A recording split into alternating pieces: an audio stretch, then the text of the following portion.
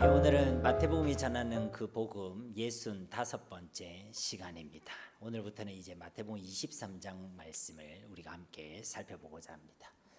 23장 말씀 본문이 길지요. 그 중에 이제 오늘 첫 번째 시간으로 1절부터 12절 말씀을 가지고 오늘 낮아지는 자 또 높이는 자라는 제목을 가지고 하나님 말씀을 함께 나누고자 합니다. 제목 그대로 하나님께서 높이시는 자가 있고 하나님께서 낮추시는 자가 있습니다. 오늘 높이는 자, 낮추시는 자는 오늘 말씀 본문의 12절 말씀을 본문으로 해서 오늘 설교 제목이 정해진 것이거든요. 근데 여기서 높이다, 낮추다는 것은 이 헬라어 원문으로 보면 이 신적 수동태로 되어져 있습니다. 그럼 하나님이 높이시고 하나님이 낮추신다는 것이죠. 하나님께서 높이시는 자가 있고 하나님께서 낮추시는 자가 있다는 것입니다. 여러분 어떤 사람을 하나님께서 높이시겠습니까? 여러 가지로 여러분 대답할 수 있을 것입니다. 그럼 간단히 얘기해서 하나님이 기뻐하시는 사람을 높이시겠습니까? 하나님 기뻐하지 않는 사람을 높이시겠습니까? 당연히 하나님께서 기뻐하시는 사람을 높이시겠죠. 근데 반대로 우리가 자꾸만 엉터리 신앙으로 이 땅을 살아가고 죄를 짓고 죄를 먹고 죄를 배설하는 삶을 살아간다면 하나님께서 우리의 삶을 높이시지 않으신다는 것입니다. 그를 낮추신다는 것이죠. 그리고 분명한 사실은 내가 나를 높이려는 것은요 완전하지 않습니다. 예수 믿지 않는 많은 사람들은요 자기가 자기의 삶을 높이려고 하고 있습니다. 자기가 자기의 삶을 안정되게 꾸리려고 한다는 것이죠. 그러나 그것은 완전하지 않습니다. 그러나 하나님이 나의 삶을 책임져 주시고 지켜주시고 하나님이 나의 삶을 높여주시면요 그것은 가장 완전한 것이고 우리의 가장 복된 일이 되게 되는 줄로 믿습니다. 오늘 본문 말씀 하나님께서 낮추시는 자들에 대한 경고의 말씀이라고 할 수 있습니다. 하나님께서 낮추시는 자들이 있다는 것이죠. 오늘 본문 말씀은 그들이 바로 서기관들과 바리새인들이라고 말씀하고 있습니다. 왜냐하면 하나님께서는 그들의 신앙과 그들의 삶을 기뻐하지 않으시기 때문인 것이죠. 그러면 오늘도 우리에게 주시는 그 말씀을 통해서 우리는 당시에 예수님 당시에 그 서기관들과 바리새인 같은 자들이 아니라 하나님께서 높이시는 자들, 하나님께서 기뻐하시는 자들이 다 되시기를 예수님의 이름으로 축복합니다. 먼저 1절 말씀을 보시면 이에 예수께서 무리와 제자들에게 말씀하여 이르시되, 여기서 이에라는 것은 헬라어로 토테, 그때를 의미하는 것이죠. 그때라는 것은 언제를 얘기하는 것입니까? 이 앞에 있는 말씀과 이어지고 있다는 것이죠. 당시 유대의 종교 지도자들이 예수님께 계속 도전하고 예수님을 시험했습니다. 대제사장들과 백성들의 장로들이 예수님의 권위의 출처에 대해서 묻기도 하고 바리새인들의 제자들과 헤롯 당원들이 와서 세금을 가지고 예수님과의 논쟁을 벌이기도 하고 또 부활을 믿지 않는 사두개인들이 와서 예수님에 대해서 부활에 대해서 질문을 하기도 하고 또 바로 앞 22장 후반부에는 이제는 바리새인들과 그들의 대표 선수라고 할 수 있는 율법사가 와서 모든 계명들 중에 어떤 계명이 가장 큰 계명입니까? 라는 질문을 던지기도 했다는 것이죠. 그렇습니다. 이들은 예수님께 나올 때에 믿음을 위해서 나온 것이 아닙니다. 예수님을 경외하기 위해서 나온 것이 아닙니다. 세상은 우리가 예수님을 믿는 것을 결코 응하지 않습니다. 우리의 믿음을 지켜내는 것을 진리의 말씀대로 살아가는 것을 결코 응해 주지 않는다는 것입니다. 계속 도전하고 시험하는 것이죠. 여러분이 대충 살아가려고 할 때 세상은 여러분들을 환영할 것입니다. 부부가 잘 사는 법, 성공하는 법, 돈을 많이 버는 법 이런 거 하면요 세상도요 관심을 많이 가지겠죠. 저 교회 가면 돈 버는 법을 가르쳐 준다더라. 저렇게 하면 건강의 비법을 가르쳐 준다더라. 세상도 환영하겠죠. 그러나 그것은 성경의 핵심 내용이 아닙니다. 우리가 그 믿음을 지키고 성경대로 살아가고 그 진리의 말씀대로 살아가려 할 때 세상은 결코 환영하지 않습니다. 예수님께서도 우리에게 말씀하시기를 내가 검을 주러 세상에 왔다라고 말씀하셨습니다. 그러니까 우리가 이 땅을 믿음을 위해 살아가고 복음을 위해 살아갈 때 세상은요 우리를 반대하게 돼 있습니다. 핍박을 하게 돼 있습니다. 여러분은 여러분의 삶을 한번 돌아보시기 바랍니다. 세상이 여러분들을 지극히 환영만 하고 있는 인생을 살아가고 있습니까? 아니면 여러분을 반대하고 핍박하고 여러분을 왕따시키고 여러분을 고립시키는 그런 삶을 살아가고 있습니까? 우리가 믿음으로 살아가면요, 우리는 이 세상을 살아가지만 세상에 속하지 않는 자들이기 때문에 이 세상의 도전과 이 세상의 시험을 받게 되어 있다는 것입니다. 왜냐하면 예수님께서 그러하셨기 때문에 그렇다는 것입니다. 그리고 예수님께서는 그 모든 시험과 도전을 말씀으로 답변하시고 말씀으로 이기고 승리하셨습니다. 사랑하는 성도 여러분, 하나님의 말씀에는 우리가 세상을 이기는 지혜와 힘이 있는 줄로 믿습니다. 하나님의 말씀에는 하나님의 사람으로 온전하게 하고 모든 선한 일을 행할 수 있는 능력을 갖추게 하는 힘이 하나님의 말씀 속에 다 있다는 것입니다. 여러분, 세상을 이기고 싶습니까? 그럼 하나님의 말씀을 가까이 하시기 바랍니다. 여러분, 이 세상을 분별하고 싶습니까? 그러면 하나님의 말씀에 순종하시기 바랍니다. 우리 인생의 기준은 나의 지식과 경험이 아닙니다. 신앙도 살아가는 것도 우리의 기준은 철저히 유일무이한 우리 인생의 기준은 하나님의 말씀인 줄 믿습니다. 가깝다고 가까이 지내고 내한테 잘해준다고 좋은 사람이라 생각하고 그건 세상 사람들이 하는 일입니다. 우리는 말씀이 기준이 되는 것입니다. 우리 목에 칼이 들어와도 말씀이 아니라고 하는 것은 아닌 것입니다. 우리 목에 칼이 들어와도 말씀이 옳다고 하는 것은 우리가 죽음을 불사해서라도 그것이 옳고 진리임을 고백해야 될 줄 믿습니다. 여러분, 내가 옳은 것이 아닙니다. 하나님의 말씀이 옳습니다. 세상이 옳은 것이 아닙니다. 하나님의 말씀이 옳습니다. 사람의 말이 옳은 것이 아닙니다. 하나님의 말씀이 옳습니다. 우리는 민주주의에 사니까 자꾸만 사람의 족수에 속기 쉽습니다. 많은 사람들이 선택하고 많은 사람들이 옳다고 하니까 그것이 옳다라고 생각하기 쉽다는 것입니다. 여러분, 많은 사람이 택하는 것이 옳은 것이 아닙니다. 하나님의 말씀이 옳은 줄로 믿습니다. 그래서 언제도 말씀드렸듯이 교회는 민주주의 하는 곳이 아닙니다. 교회는 신본주의가 교회의 기초인 것입니다. 많은 사람이 옳다 해도 하나님의 말씀이 아니라면 아닌 것이고 많은 사람이 그러다고 해도 하나님의 말씀이 옳다면 옳은 것입니다. 그래서 우리는요, 말씀을 따라가는 자들이 되어야 할 줄 믿습니다. 말씀을 따라가고 말씀의 지혜로 이 땅을 살아갈 때에 우리는 반드시 세상을 이기는 자로 살아가게 되는 것이고 하나님의 인도함을 받는 자가 되게 되는 줄로 믿습니다. 시편 1편 말씀에도 복 있는 사람은 어떤 사람입니까? 악인의 길을 따르지 않는 사람, 죄인의 길에 서지 않는 사람, 오만한 자리에 사지 않는 사람. 그러니까 세상을 따라가지 않는 자들, 세상의 기준대로 살아가는 자들이 살아가지 않는 자들이 복이 있다는 것입니다. 그래서 시편 1편에는 오직 여호와의 율법을 주야로 묵상하는 자가 복이 있다는 것이죠. 그러니까 주야라는 것은 뭐예요? 낮과 밤이라는 거죠. 우리 인생의 낮과 같은 시간, 밤과 같은 그 모든 시간들 속에 하나님의 말씀을 따라가는 그 사람이 진짜 복이 있는 줄로 믿습니다. 여러분, 복 있는 사람들이 되시길 주님의 이름으로 축복합니다. 그러니까 여기서 말하는 이해라는 것은 그 예수님에 대한 수많은 시험과 도전 가운데 예수님께서 말씀으로 이기고 승리한 그때를 얘기하는 거죠. 그래서 지금 이제 그들이 예수님께 도전했지만 굳이 표현하자면 이제 예수님의 역공이 시작되는 것입니다. 그들은 도전했지만 이제 예수님께서는요, 이제 그들을 책망하시는 것이죠. 그리고 우리가 다음 시간에 보면 알겠지만 7가지 화이또다라는 선언을 가지고 그들을 책망하시고 경고하시고 그 다음에 이어지는 마태복음 24장은 이 세상 말에 있는 종말에 있는 하나님의 심판에 대해서 말씀하고 있는 것입니다. 여러분, 놀랍지 않습니까? 예수님의 첫 번째 사역은 팔복에 대한 상상수훈에 있는 말씀으로 시작되고 있었습니다. 그런데 이제 이 예수님의 십자가 앞두고 마지막 그의 말씀의 설교는요, 바로 이 세상의 종말과 심판에 대해서 선언하고 있다는 것이죠. 여러분, 복음과 진리 안에는요, 구원과 심판이 함께 들어있는 줄로 믿습니다. 복음을 받아들이고 예수를 믿으면 구원받는 것이고 이 복음을 거부하고 예수를 믿지 않으면 심판받게 되는 것입니다. 여러분, 어렵습니까? 안 어렵습니까? 하나도 어렵지 않죠. 진리는 간단하고 명료한 것입니다. 예수 믿으면 승리하는 것. 여러분, 예수 믿으십니까? 그러면 여러분들이 해야 될 모든 일들 중에 예수님 믿는 일을 가장 잘하시기를 주님의 이름으로 축복합니다.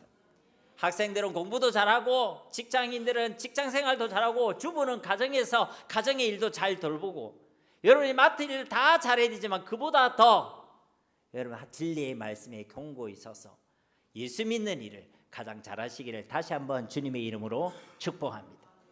예수님께서 말씀으로 다 이기고 승리한 그때에 얘기하는 것이죠. 계속해서 1절 말씀을 보시면 예수께서 무리와 제자들에게 말씀하여 이르시되, 오늘 본 말씀은 누구에게 들려주시는가, 그 말씀의 대상에 대해서 말씀하고 있는 것이죠. 이 말씀을 지금 누구에게 하시고 계신다는 것입니까? 무리들과 제자들에게 말씀하고 있다. 이것은 다음 절에 등장하고 있는 2절에 등장하고 있는 서기관들과 바리새인들과는 구별되어 있는 자들입니다. 그러니까 이들은 지금 서기관들도 또 바리새인들도 아니란 것이죠. 근데 그들에게 서기관들과 바리새인들에 대한 말씀을 주시고 계신다는 것입니다. 그러니까 여기에 지금 무리들과 제자들 안에는 서기관과 바리새인들이 없어요. 근데 그들한테 누구에 대한 이야기를 하냐면 서기관과 바리새인들에 대한 이야기를 한다는 것이죠. 그러니까 이거 자칫 잘못 들으면 우리가 사용하는 전문적인 용어로 뭐라고 얘기하냐면 뒷담화라고 할 수가 있는 것이죠. 그 사람은 없는데 그 사람에 대해서 얘기를 하는 거예요. 서기관과 바리새인들은 없는데 지금 이 사람들을 앉혀놓고 서기관들이 어떻고 바리새인들이 어떻고 그 얘기를 지금 예수님께서 하시고 계신다는 것이죠. 그러면 여러분, 질문을 여러분께 던지겠습니다. 예수님께서 지금 뒷담화하고 계시는 것입니까? 아니면 뭔가 다른 뜻이 있는 것입니까? 자, 1번 예수님도 뒷담화하셨다. 2번 뭔가 예수님이 의도와 뜻이 있으시다. 2번 손 안 드신 분은 목사님 네가 얘기해라, 뭐 그런 거죠 지금. 그러니까 예수님께서 지금 뒷담화하실 리가 없죠. 예수님께서 이 제자들과 무리들에게 바리새인과 서기관들에 대한 이야기를 하는 이유는 무엇이겠습니까? 바로 이 무리들과 제자들 가운데도 이 바리새인과 서기관들과 같은 신앙과 삶의 모양이 있기 때문인 것입니다. 그러니까 지금 저와 여러분에게도 이 말씀을 주시는 이유가 뭡니까? 우리도 그렇게 생각할 수 있잖아요. 서기관과 바리새인들 이야기일까, 내 얘기는 아닌갑다, 그렇게 생각할 수 있잖아요. 그렇죠? 근데 우리의 신앙과 우리의 삶 가운데도 오늘 이 바리새인과 서기관들의 그들의 신앙과 그들의 삶의 모양이 있기 때문에 우리에게도 말씀해 주고 있는 것입니다.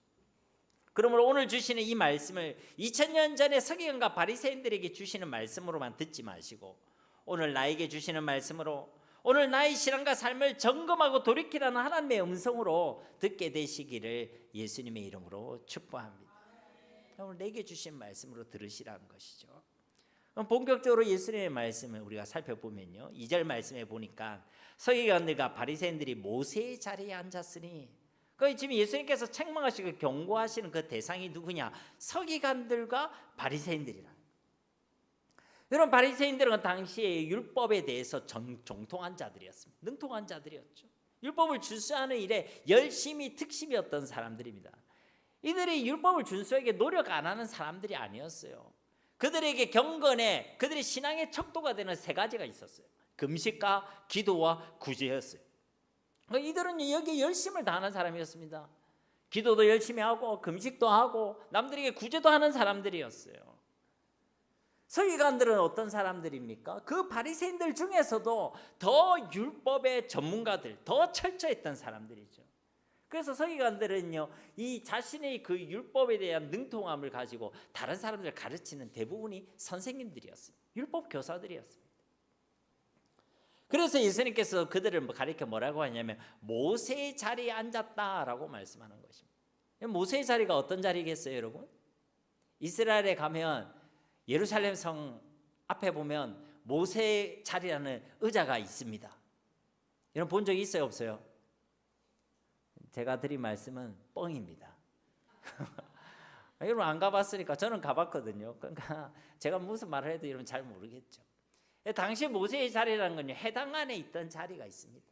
그래서 그들 중에 가장 유력한 사람, 율법에 정통한 사람들이 그곳에 앉아서 율법에서 강론하고 해석하는 그런 갈래가 있었죠. 그래 그들이 앉는 자리가 있었어요. 돌로 만든, 석재로 만든 그런 자리가 있었다는 거예요. 그러니까 예수님께서 그들이 모세의 자리에 앉았다라는 것은 그들이 율법에 정통한 사람이다, 율법을 가르치는 사람이다, 그리고 누구보다도 그 율법과 가까이 있는 사람들이고 율법을 잘 안다라고 생각하는 사람들이다, 그런 선생님이 위치 있는 자들이다라는 것을 말씀해 주셨다는 것이죠. 그리고 이어지는 3절 말씀을 보십시오. 그러므로 무엇이든지 그들이 말하는 바는 행하고 지키되 그들이 하는 행위는 본받지 말라. 그들은 말만 하고 행하지 아니하며. 먼저 예수님께서 뭐라고 얘기하냐면 그들이 율법의 자리에서 하나님의 말씀의 자리죠. 그 말씀의 자리에서 말씀을 이야기할 것인데 그때에 이 3절처럼 해라는 것이죠. 첫째는 뭐냐면 그러므로 무엇인지 그들이 말하는 바는 행하고 지키되. 그들이 말하는 바가 뭐겠어요? 율법, 하나님의 말씀. 이 바리새인과 서기관들이 오늘 본문의 흐름상 좋은 사람들이에요? 아니면 좀 부족한 사람들이에요? 오늘은 침묵이 금이다 그런 컨셉으로 오셨습니까? 그러니까 이 지금 오늘 말씀을 우리가 읽어봤잖아요. 12절까지 바리새인과 이 서기관들이 하나님 보시기에 좋은 사람들이에요? 아니면 지금 악하고 부족한 사람들이에요? 당연히 후자 쪽이죠. 그럼에도 불구하고 예수님께서 뭐라고 얘기하면 그들이 말하는 바는 행하고 지키되. 그들이 말하고 있는 그 하나님의 말씀은 행하고 지키라고 얘기합니다. 그들이 부족한 자라도 그들이 악한 자라고 할지라도 그들이 말하고 있는 하나님의 말씀에 대해서는 행하고 지키라고 말씀하는 것이죠. 여러분 여기에 우리가 기억해야 될 우리가 믿고 고백해야 될 중요한 성경관이 이 속에 포함되어 있습니다. 그게 뭐냐? 성경은 성경 자체가 성경으로서 권위를 가진다라는 것입니다. 그러니까 쉽게 말하면 성경의 권위가 사람에 따라 달라지는 것이 아니란 것이죠. 목사가 똑같은 성경 구절을 이야기하면 더 권위가 있고 똑같은 성경 말씀을 어린아이가 이야기하면서 권위가 더 떨어지고 그런 것이 아니란 것입니다. 목사가 이야기를 하든 장로님이 이야기하든 성도님이 이야기를 하든 아이가 이야기하든 할머니 할아버지가 이야기하든 그 누가 이야기하든 그것이 하나님의 말씀이면 우리는 그것을 동일하게 하나님의 말씀으로 인정하고 받아들여야 한다는 것입니다. 왜냐하면 성경의 권위는 사람에게 달려있는 것이 아니라 그 말씀 자체로 권위를 가지고 있기 때문에 그런 것입니다. 그래서 의인이 이야기하든 죄인이 이야기하든 하나님의 말씀 자체로 권위를 가지고 있음을 믿으시기를 바랍니다. 어떤 분은 내가 체험을 했기 때문에 그제서야 그 말씀이 하나님의 말씀이 되고 내가 체험을 하지 못하면 그 말씀은 아직은 하나님의 말씀이 되지 못한 것이고 이렇게 생각하는 경우가 있습니다. 그게 아니란 것이죠. 내가 체험을 하든 체험하지 못하든 그것이 하나님 말씀이 분명하다면 그 어떤 말씀도 우리는 하나님의 말씀으로 인정하고 고백하고 받아들여야 될 줄로 믿습니다. 그래서 오늘 말씀에 예수님께서도 이 서기관과 바리새인들이 말하는 그 하나님의 말씀은 하나님의 말씀으로 인정하라는 것입니다. 그래서 그 말씀에 대해서 행하고 지키라고 권면하고 계시는 것이죠. 그리고 계속해서 3절 말씀해 보시면 그들이 하는 행위는 본받지 말라. 그들은 말만 하고 행하지 아니하며. 그러니까 누가 그 말씀을 가르치든 말씀은 말씀 자체로 권위를 인정하되 그들의 그 행위, 여기서 말하는 이 행위는 그들의 삶과 그들의 신앙을 의미하는 것입니다. 그런데 그것은 본받지 말라는 것입니다. 그것은 받아들이지 말라는 것입니다. 그 이유의 첫 번째가 뭡니까? 그들은 말만 하고 행하지 않기 때문이라는 것입니다. 이것이 사실 예수님께서 말씀하시고자 하시는 말씀의 핵심인 것이죠. 당시 서기관들과 바리새인들은요 입에는 항상 하나님의 말씀을 달고 살았습니다. 뒤에 보면 경문도 막 달고 이마에 팔에 이 말씀 구절이 적혀 있는 구절들을 달고 살았어요. 모양으로 볼 때도 말씀을 달고 살았습니다.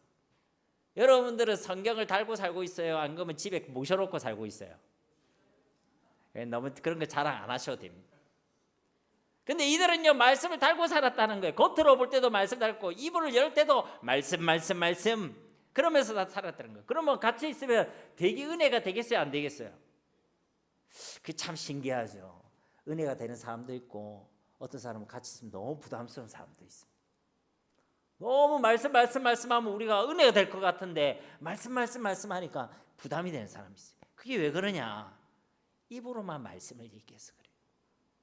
입으로만.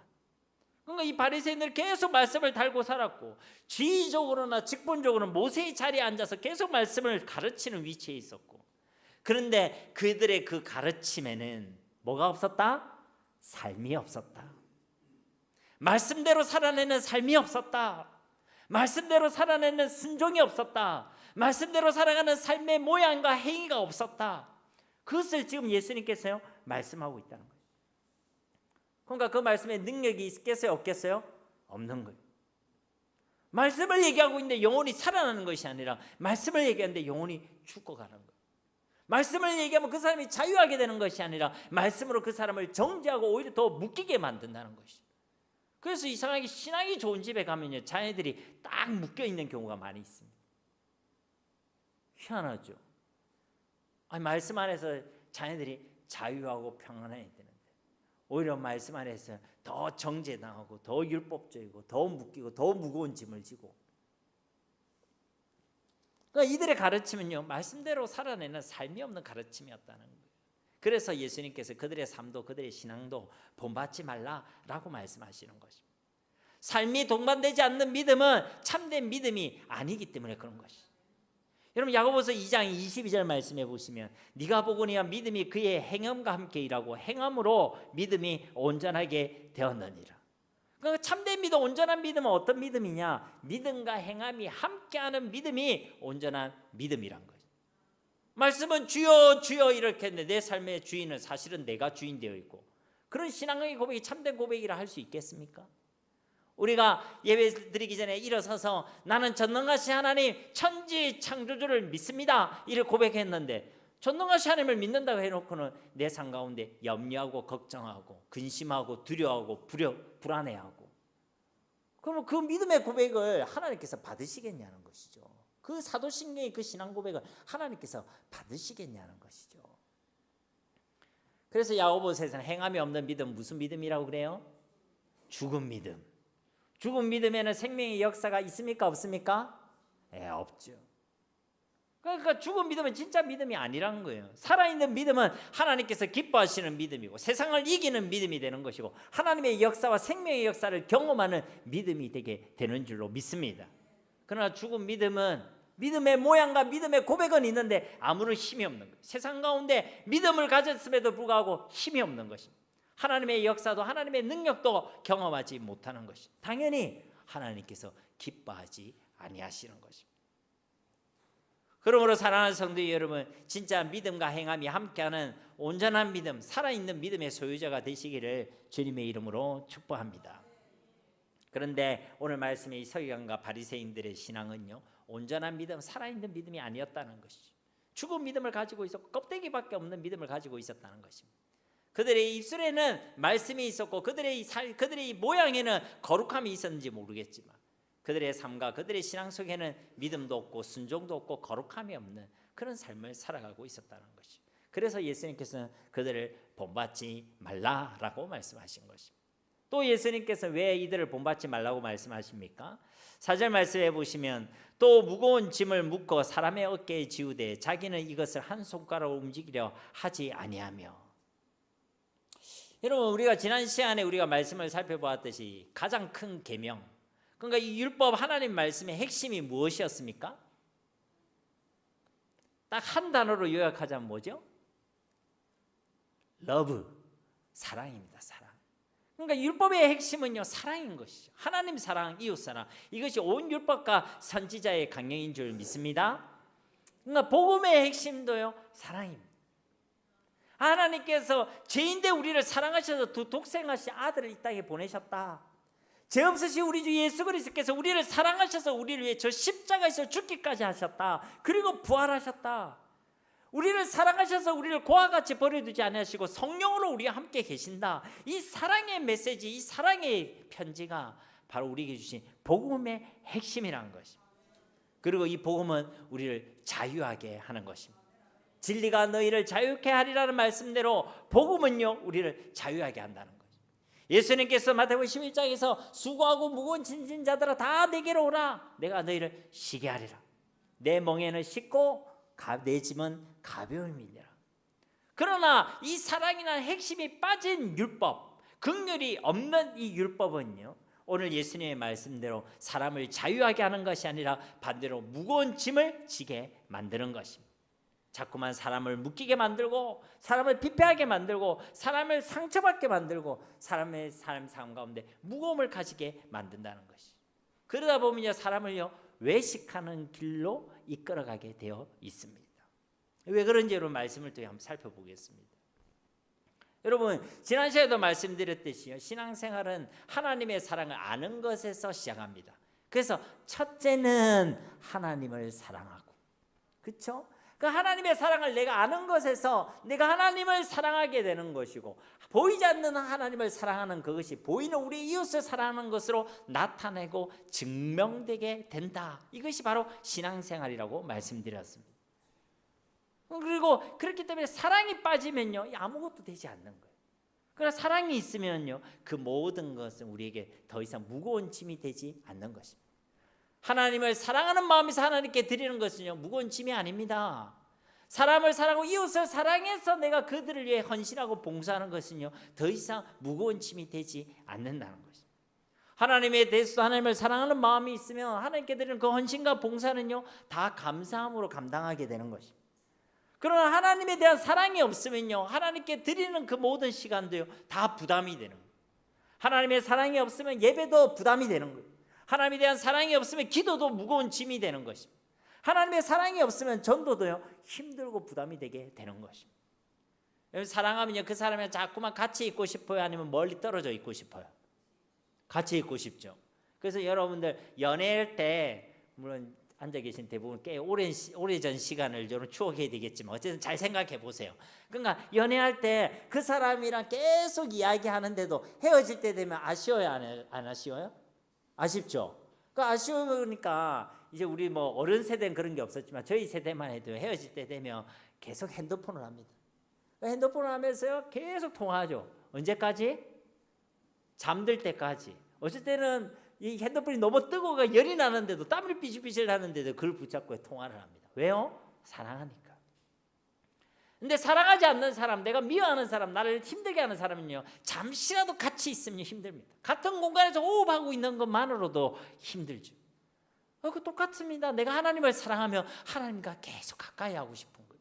하나님과 함께하는 시간이 즐거운 거예요. 하나님과 함께하는 그 시간이 시간 가는 줄도 모르는 것입니다. 그러나 사랑하지 않으면요, 그 모든 것이 다 부담이 되는 거예요.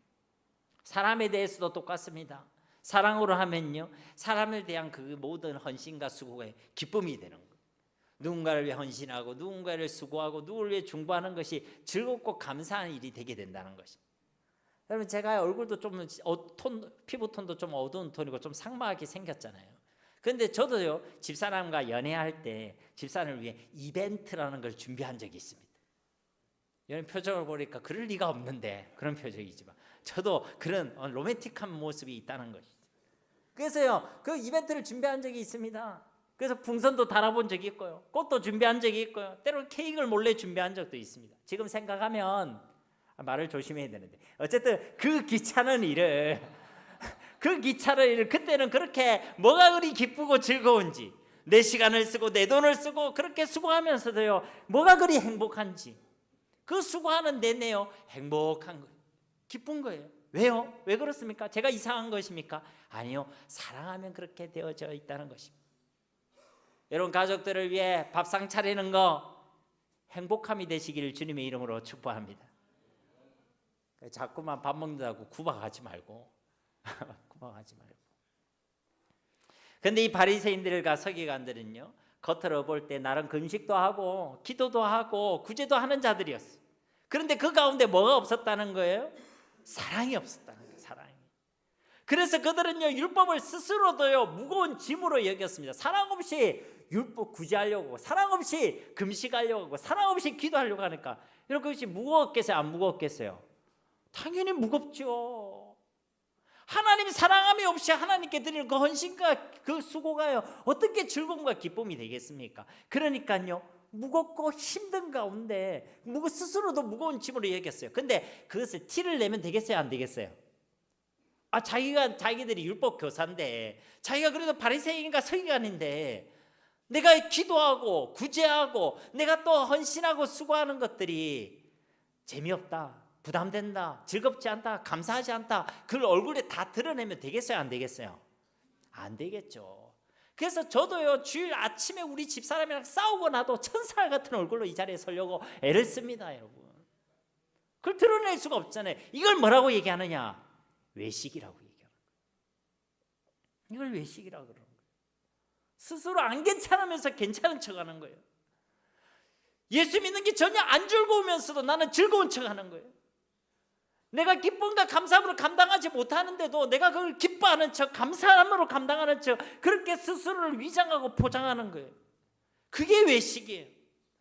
그 바리새인과 서기관들은요, 사랑이 없이 그 모든 일을 감당하면서 그것이 기쁜 척, 그것이 괜찮은 척, 감사한 척, 그런 율법주의적, 외식하는 율법주의적 신앙생활을 하고 있었다는 거예요.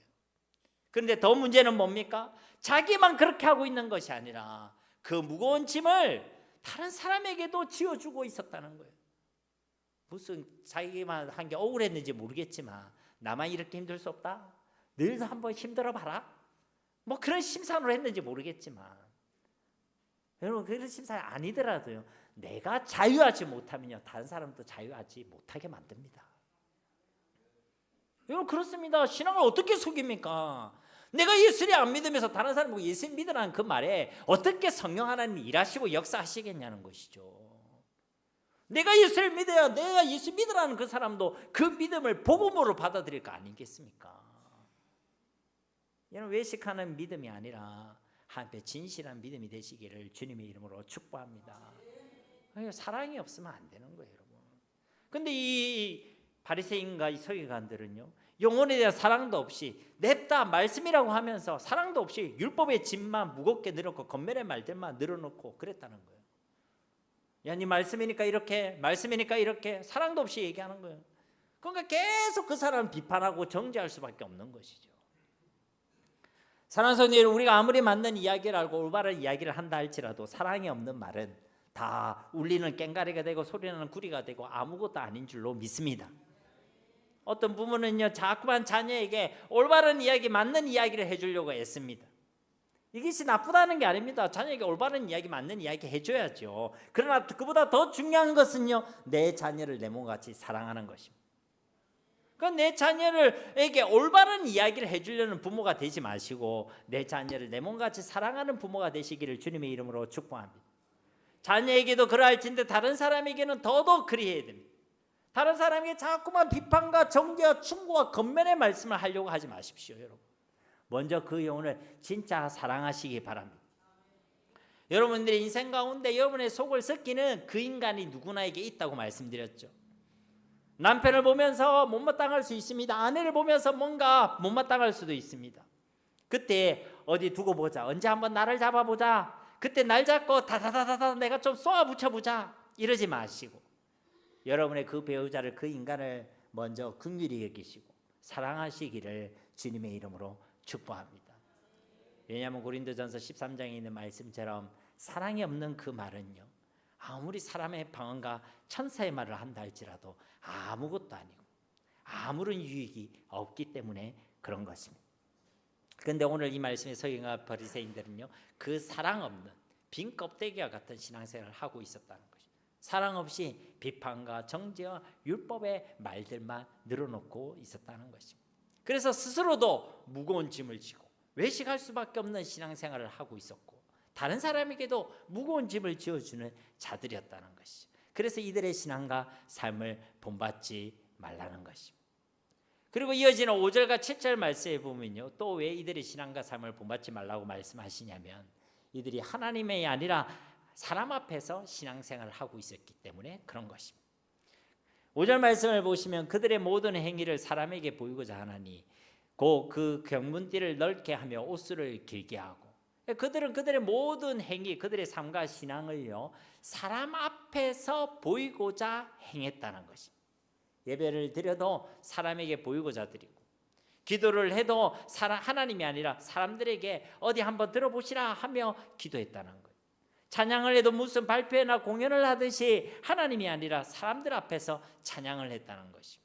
그래서 말씀을 보시면 경문띠를 넓게 하며, 당시 유대인들은 이것으로 내 손의 기우와 또 내 미간의 표로 삼으라는 출애굽기와 신명기 말씀을, 그것을 근거로 해서 율법의 말씀 문자 그대로 일종의 조그만 상자에 담아서 그것을 이마와 왼쪽 팔에다가 착용하고 다녔습니다.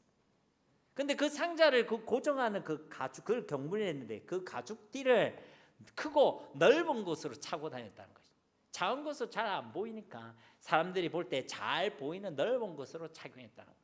옷을 길게 했다는 건 이 민수기 있는 말씀인데 그 우리 하나님의 백성의 그 거룩함을 위해 하나님께서 주신 말씀이죠. 그래 겉옷에 내 기퉁에다가 옷술이라는 그 장식을 달아라라고 말씀하신 것입니다. 그런데 그것을 길게 크게 해서 달고 달았다는 것이죠. 왜 그랬겠습니까? 그래야 사람들이 잘 보니까. 그래야 사람들이 잘 보이니까. 하나님 앞에서가 아니라 사람 앞에서 신앙생활을 하고 있었다는 것입니다. 여러분 이들은 정말 안타까운 사람이에요. 우리가 예배하러 오는 것은 1차적인 목적은 뭐예요? 갑순이 갑돌이 만나러 오는 것입니까? 아니죠. 하나님을 만나기 위해 오십니다. 하나님과 교제하기, 하나님께 나를 드리게 오는 것입니다. 나를 위해 오는 게 아니에요. 예배의 목적은 하나님이 첫 번째인 것입니다. 하나님 만나러 와놓고는 사람들을 위해서 사람들의 앞에서 신앙 예배하고 찬양하고 기도한다. 그게 안타깝고 불쌍한 거예요. 와가지고 오늘 우리 목사님 옷은 어떠냐? 오늘 우리 목사님 머리 스타일은 어떠냐? 저 권사님 옷이 오늘 나보다 좀 예쁘게 입었네. 여러분 눈에 들어오겠지요.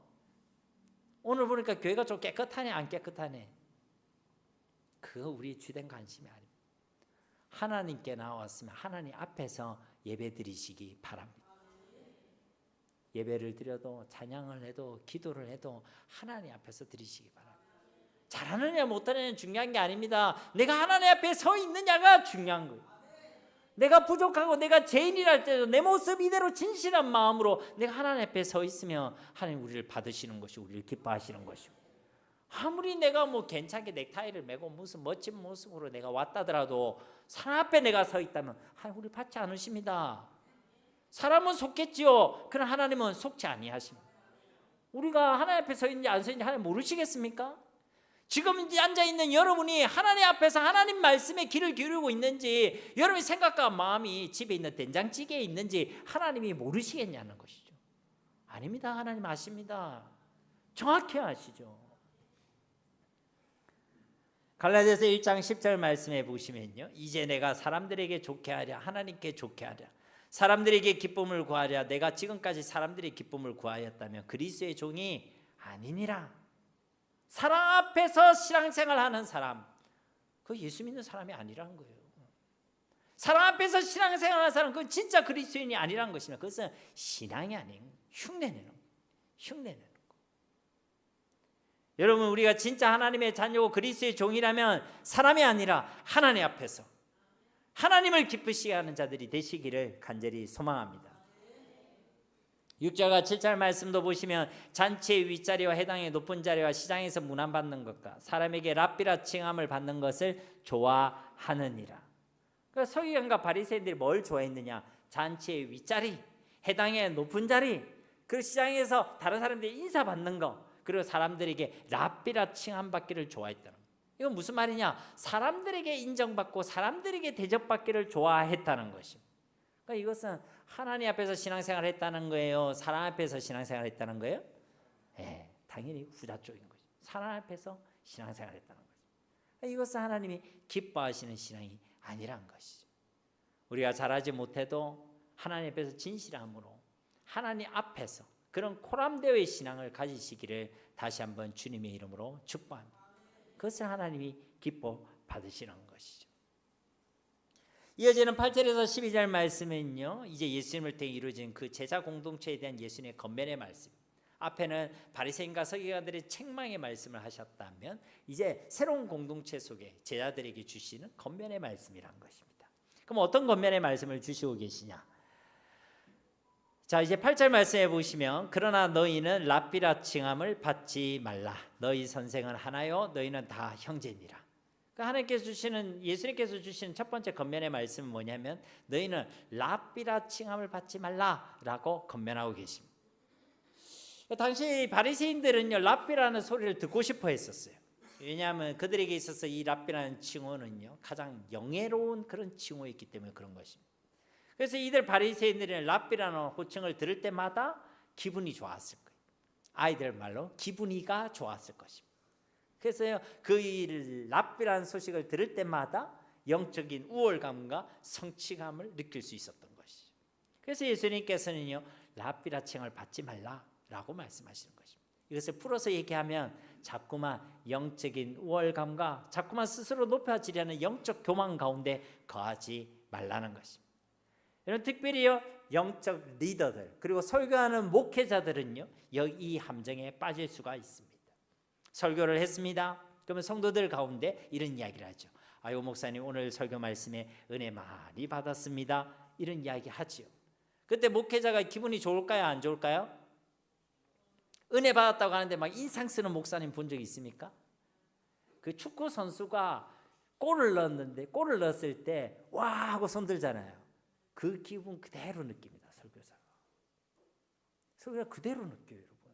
근데 왜 기분이 좋을까요? 왜 축구 선수가 그 힘들게 했다가 빵 찼는데 골이 넣은 것처럼 와 하는 느낌처럼 은혜 받았다는 그 말에 왜 기분이 좋을까요? 둘 중에 하나겠죠. 자, 1번, 나를 통해 하나님께서 역사하신 것이 너무나도 감사하고 기뻐서 기분이 좋다. 이 1번. 2번, 내가 수고하고 애쓴 것이 사람들이 알아줘서 기분이 좋다. 2번. 1번일까요, 2번일까요? 전 대답하지 않겠습니다. 원래 곤란한 거는 잘 피해가야 되거든요.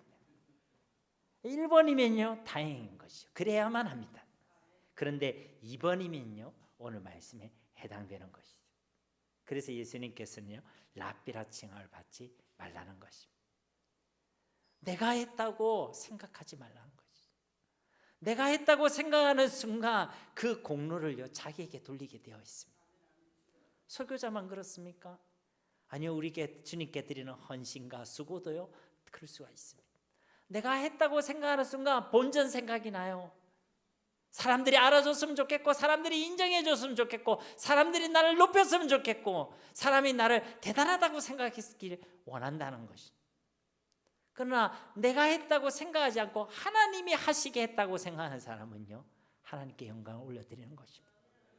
사람이 알아주지 않아도 감사한 것이, 사람들이 나를 몰라줘도 그래도 기쁜 것입니다. 사람이 아나 모르나 주님 앞에서 헌신하게 되는 줄로 믿습니다.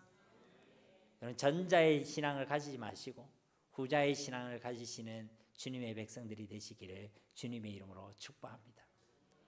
칭찬은 고래도 춤추게 한다는데 계속 그런데 춤추다 보면요 없으면요 무너지는 거예요. 사람의 인정이 복이 아닙니다. 하나님이 나를 인정하시는 것이 복인 줄 믿습니다. 그래서 시편 1편의 그 복 있는 사람의 마지막은 여호와께서 그를 인정하신다라는 것으로 결론 맺고 있는 것입니다. 그래서 예수님께서는 어쨌든 랍비라 칭을 받지 말라는 거예요. 그 이유가 뭡니까? 너희 선생은 하나요. 그러니까 하나님께서 하셨다는 거예요. 설교자가 준비를 잘해서 탁월해서 능력이 대단해서 성도가 은혜 받고 성도들이 응답 받는 것이 아닙니다.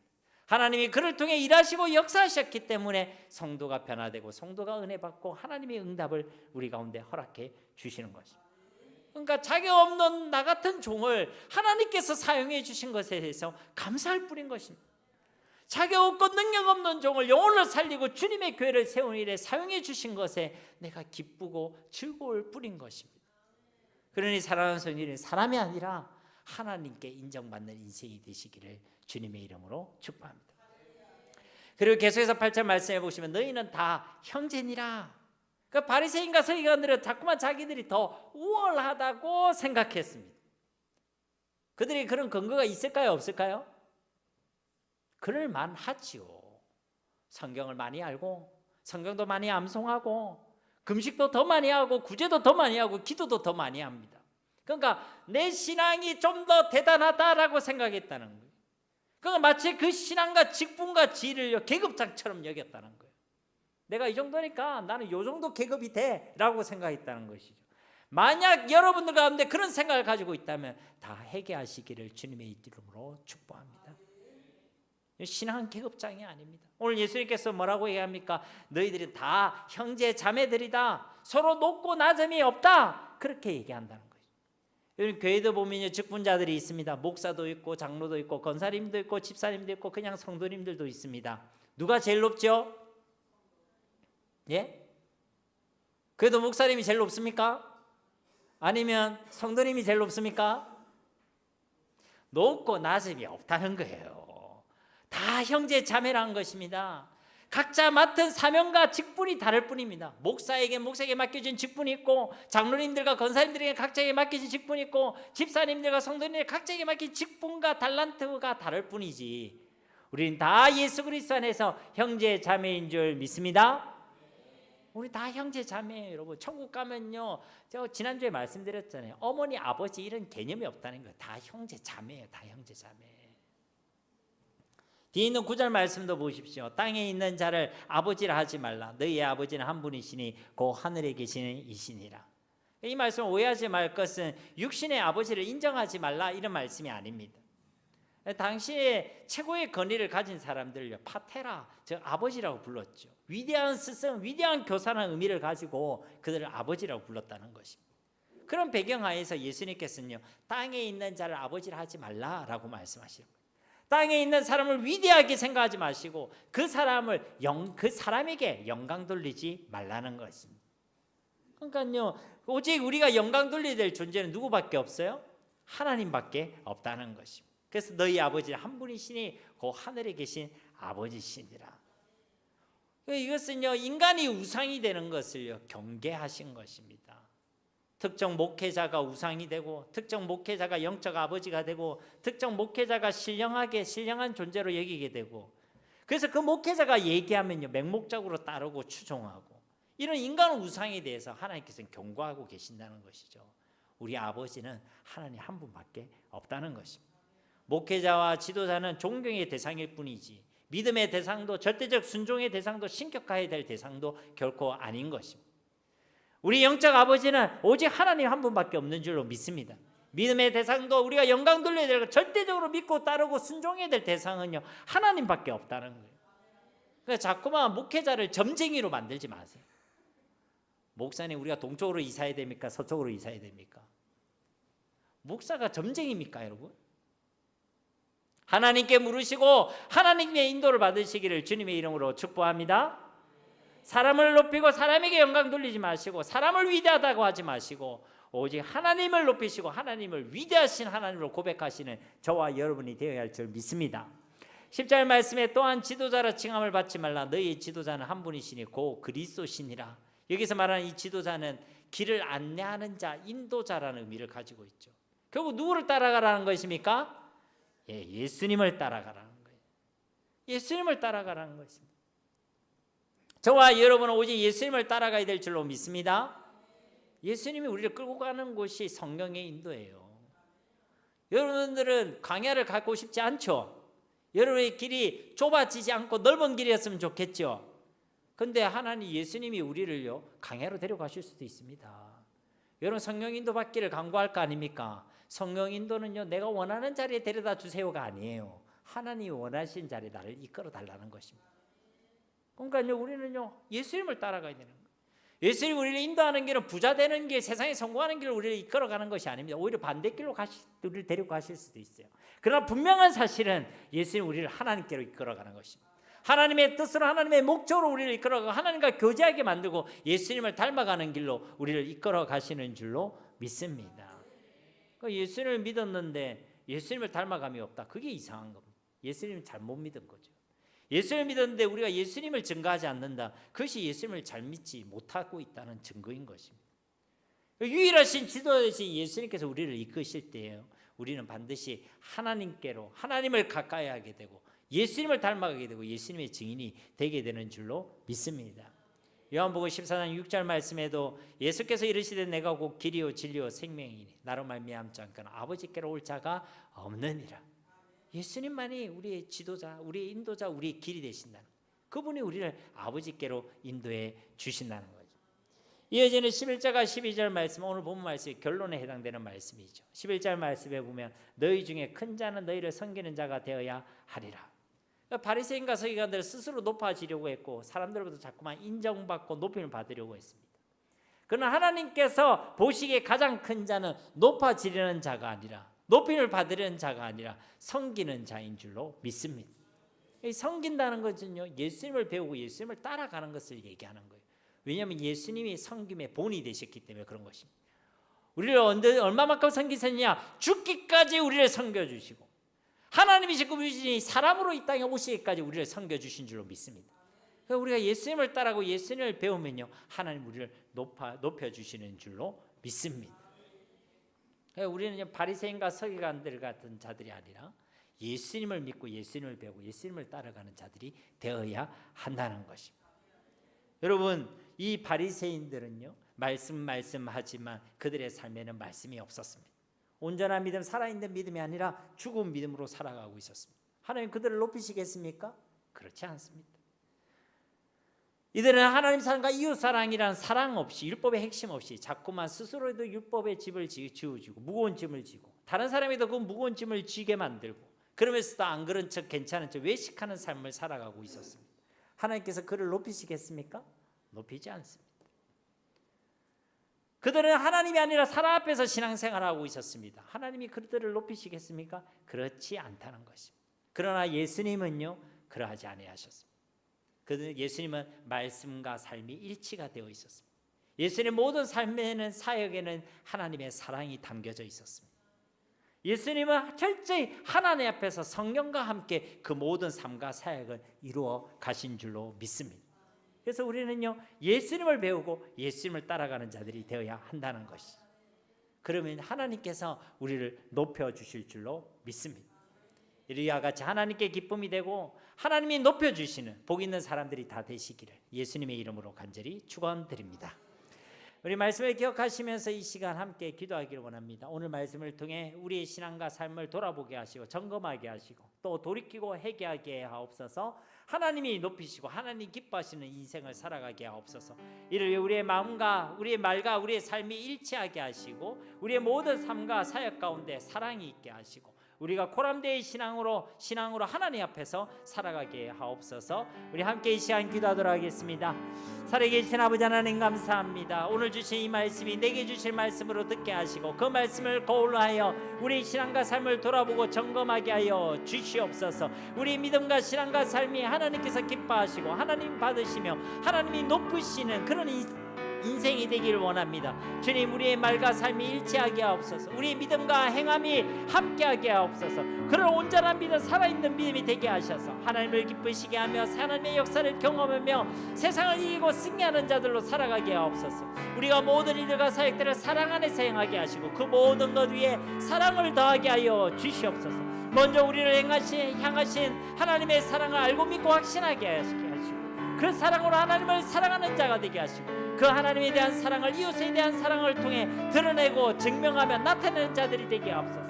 그리하여 외식하는 자가 되지 않게 하옵소서. 사랑하는 척, 괜찮은 척, 감사하는 척, 기뻐하는 척, 즐거워하는 척 그렇게 척척거리는 자가 되지 않게 하옵소서. 사랑하기 때문에 하나님께 드리는 그 모든 것들이 감사함이 되게 하시고 사랑하기 때문에 영혼을 향한 그 헌신과 수고가 즐거움과 기쁨이 되게 하여 주시옵소서. 이제 코람데오의 신앙으로 살아가게 하옵소서.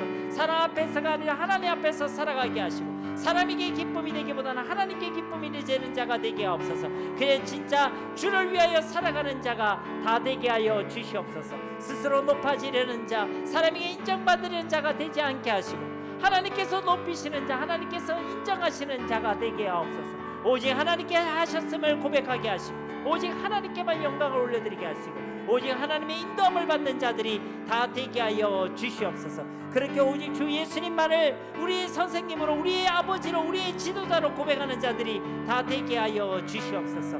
그렇게 예수님을 배우고 예수님을 따라가는 자들이 다 되게 하셔서 일평생 하나님께서 기뻐하시는 인생, 하나님께서 높이시는 복 있는 자로 살아가게 하여 주시옵소서. 말씀대로 일하시고 역사하실 주님을 기대합니다. 감사드리며 예수님의 이름으로 간절히 기도드립니다. 아멘.